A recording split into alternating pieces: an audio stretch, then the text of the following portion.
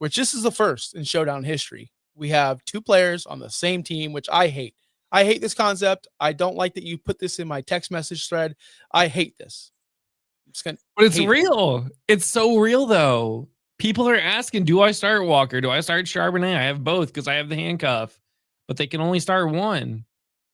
Do you start both? I mean, that's the problem. It's like, this is a real life scenario. Like, I feel like this is a real scenario because most likely, if you have Kenneth Walker, you have made your way to go get Zach Charbonnet for the fact that Kenneth Walker probably isn't going to play every game in the season.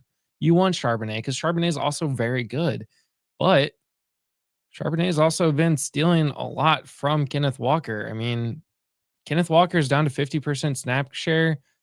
Zach Charbonnet got 47 last week after being injured for a week. He had over 50, 58 and 55. He outsnapped Kenneth Walker in the first 2 weeks of the season.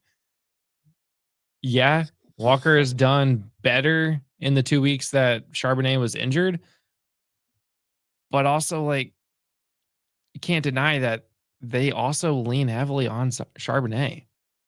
I mean, to me, this is like a clear cut. Yeah, start Kenneth Walker. I keep saying Zach Walker. I wish they could just combine into one running back because that would be great. Just give one running back the share.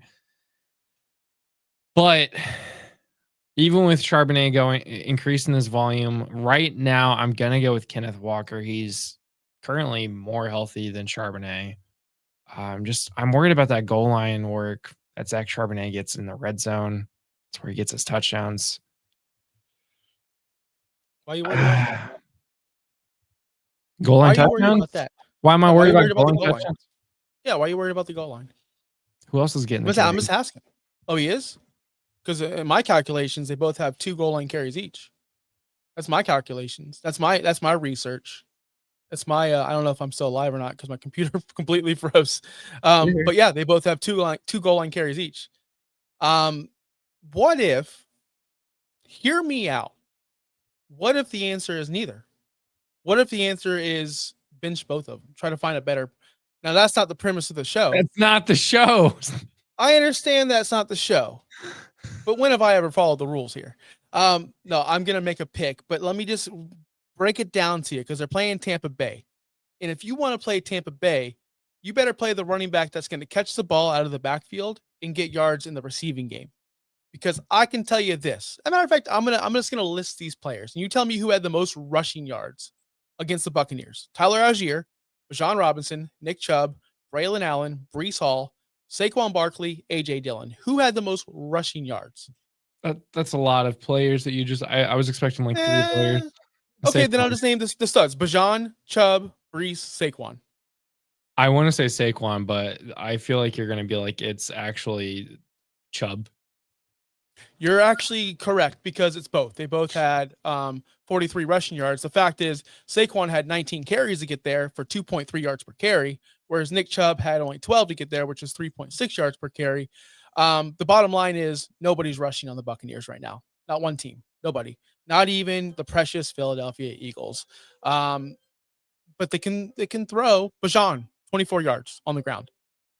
You know, Breece Hall, 21 yards on the ground. But the difference is they're passing the ball.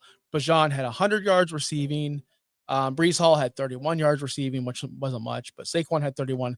The bottom line is give me the guy who's going to catch the ball out of the backfield because either way, both running backs are going to underwhelm against the Buccaneers. Vita Vea is a straight up monster. The Buccaneers front seven is vastly underrated. And you know what the biggest thing that bugs me about this game, and I'm sure the players as well, they don't even have a kickoff time yet because of baseball. Did you know this? I did. They're not going to announce the kickoff time until Friday because of baseball, because of the Mariners game or some tomfoolery. I'm not a Buccaneers fan. I just live here and I heard it on the radio. Someone fact check me on that. And Bucky Irvin probably is getting a second opinion. So okay, while I'm looking this up, the whole like find somebody else. I get that's like but hold on, you didn't let me finish. You said you paused. You paused for like 5 seconds. It's too much time. the whole thing though, like we talked about this yesterday on the waiver show, all the running backs are gone. Like there's nobody. I mean, we are reaching out for Xavier Scott on the Vikings to fill in for waivers this week. These two play football this weekend. Regardless if they're going to do well against the Buccaneers, they're still going to be doing better than the random ass running back that you're going to pick off the waivers. So I'd rather get the 12 points regardless, because they're both going to get you about 12 points. It's just which one is going to have better options here. And so far, I mean, Charbonnet got 2 targets last week. He hasn't gotten a single target since then. Before that, Nope. at least Kenneth Walker gets a target, Yep. a single target. So And I'm going to that's go with the that. decision. None of them have targets in the red zone at all.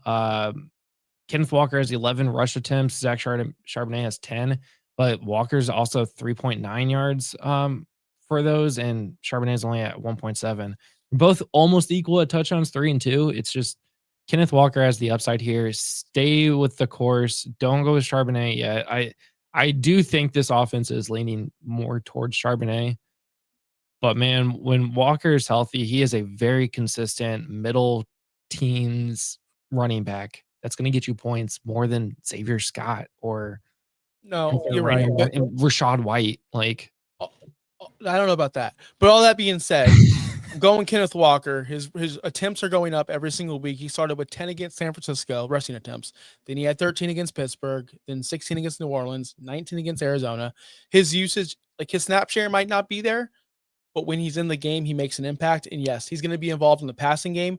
He's a better pass protector. So I'm sticking Kenneth Walker. I don't think this is going to be a runaway game. I don't think Tampa Bay is going to blow them out. I don't think it's going to be, I think it's going to be a close game. And I prefer Kenneth Walker in this situation. I'll always go with the proven stud over the guy, the up and comer, always.